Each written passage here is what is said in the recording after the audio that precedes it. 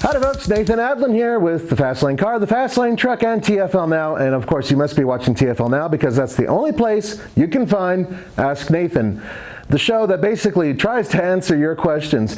The first one, which is a really good question: what are your top 5 best first cars? I'm 16, almost ready for that first car. Any suggestions? And this comes from Railfan Kyle. Kyle, excellent question. Now, first of all, you didn't answer one of the major things, which is, are you going for a new car or a used car? So how about this? We'll cover a couple new and a couple used. In terms of new cars, one of my favorites, especially for people who are going from high school to college or are starting off alone, let's say, with a pet, the Honda Fit, one of my favorite cars in the segment. It's very frugal, it's fairly inexpensive, it's really reliable, and it is very utilitarian. So highly recommend that. And I'd also recommend the used version of that, even the first generation. Great car. Now, another car that doesn't get a lot of love from a lot of people out there, because frankly it is really boring, but it's fairly safe, it's really inexpensive, and it'll run forever, and that's the Toyota Yaris. Now we can bump it up a little bit with a few other vehicles, such as, let's say, a used Honda Accord, especially an Accord wagon, if you can find one of those. Great car for college kids. A lot of space in there. Also, Toyota Camry had a wagon, and that was really good. Now they have the Toyota Venza, but that's kind of pricey, and you will have to buy them used because they no longer build them. And then with all of those other vehicles, I know that everybody who's watching this will definitely have a good first car choice for you, Kyle. I do not recommend fun cars, because God forbid you have fun.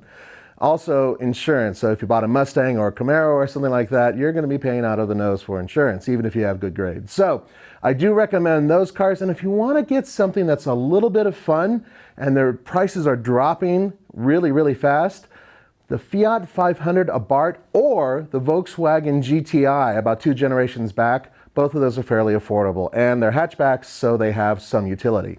All right. Thank you for the question. Next one is from Joshua Putnam, and it's: for a daily driver in a trail rig, should I get a 2010 or 2014 manual FJ Cruiser? And he says, I've driven manuals all my life and I don't mind them in traffic. Or 5th generation 2010 through the present version of the Toyota 4Runner Trail. Both would get bumper lifts and Under Armour. Love the show, love the content you guys produce. Thanks, Joshua, appreciate that. So no Nissans, huh? The reason I say that is because right now the Nissan Xterra is cheap as chips, and you can get one with a manual transmission and a lot of the off-road goodies. Personally speaking, I love the FJ Cruiser with the manual transmission.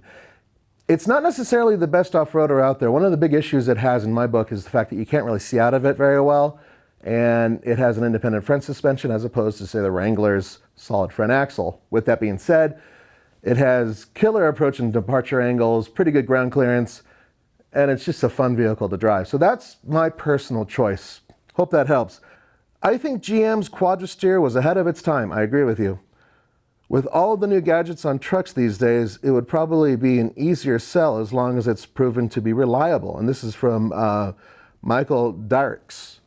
Michael, you are absolutely right. I totally agree with you. I think it would be an awesome thing, not just for General Motors, but other automakers to build. I think it would be an awesome thing to have on trucks today. I think it would be an amazing thing to have on an off-road vehicle. Obviously, guys who are serious about rock buggies have 4-wheel steering and whatnot. Ford Expedition, what do you think about it? Well, we haven't driven the new one yet, but I am excited to drive it because basically it's like the Ford F-150, the new one. So it's going to have aluminum skin, it's going to have a 10-speed transmission, an EcoBoost engine that's been updated. So it's going to be a frickin' rocket. It's probably going to be the fastest one on the most powerful vehicles in its class. And it probably will tow a lot too. Blah, blah, blah, blah, blah, blah, blah. And this is from Anthony C. And Anthony, the main reason why I stand in one spot is I have really bad balance, and I'm wearing a boot. And I've been wearing it for a while. And one of the things that happens with this boot is that if I start moving around, I can actually lose my balance. So having the camera guy have to run around and chase me as I fall, not a great thing. And frankly, it's more comfortable with this on for me to stand right here and do this thing. So that's why I stand almost motionless. And that's actually why I'm leaning on these two vehicles. By the way, these two vehicles, you might be curious. Yes, we've had this one before. This is the 2017 Nissan Frontier with the Pro 4X package. And this is the Nissan Frontier base model, which is our studio truck. This is a long-term vehicle. I'm sure you've seen our last Frontier videos, and if you haven't, check them out. They're kind of fun.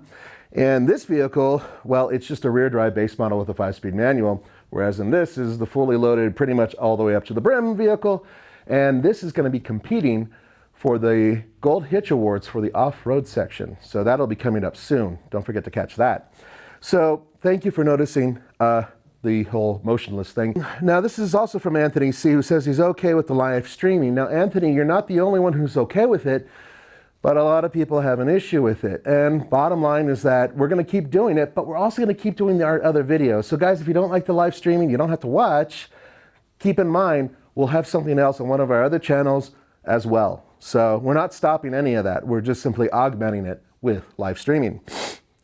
And it's kind of fun too, by the way, because we're able to answer your questions live. So hopefully once we get a balance together when you guys have time to watch a live stream video and you have a question for us, you can write it there and we can answer it live almost as if we're talking on the phone. So keep that in mind. We're going to hopefully keep doing that. All right, let's move on to our final question. How do you feel about fixed-wheeled vehicles, specifically the Mercedes 6x6? And this comes from Tala Esmail. Tala, that's a good question. Now I have driven a 6x6 before, but that was a long time ago and it was built by John Deere. And those vehicles, unfortunately, are not as telling as, say, Mercedes-Benz G-Wagon with suddenly 6 wheels moving you as opposed to 4. I think they're awesome. I really do. We recently covered a Jeep Wrangler, actually recently, about 2 years ago, that was at the Overlander Expo that Andre and I covered. And it had a 6x6 version that this one company put out. And it was really awesome. I looked at it and I thought, yeah, I'd like to drive that. A long time ago, they had a Ram with a 6x6 setup that's really popular in magazines, and it's driven all over Moab. So having 6-wheel drive is obviously better than 4-wheel drive off-road. The only thing you have to worry about is extra weight, and obviously you're not going to be as fast, and also bad gas mileage too, more drag. With that being said, would I drive a 6x6 Jeep or something like that? Oh yeah, without a doubt. So thanks for the question. Hey guys, once again, please send more questions to this video and to me at Twitter and anywhere else you want. We'll try to gather them together and answer them. And if I don't do it on video, then I'll write it out on the Sunday TFL Car Ask Nathan post. Okay? For the Fastlane Car, this is Nathan Adlin. Hey guys, thank you, and I'll see you next time.